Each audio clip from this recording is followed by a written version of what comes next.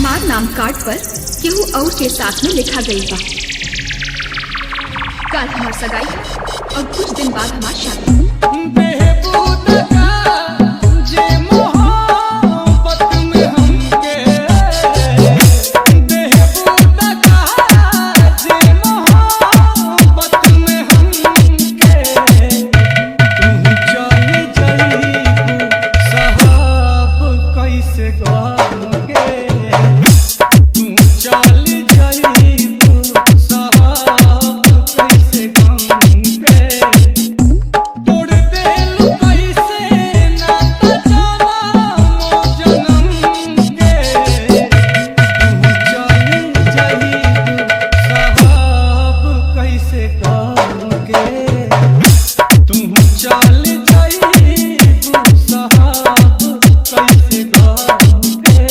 हो सके तो एक एहसान हम पर करना, हो सके तो एक एहसान हम पर करना। नजर में अगर आए कभी देख हमें नजरअंदाज न करना।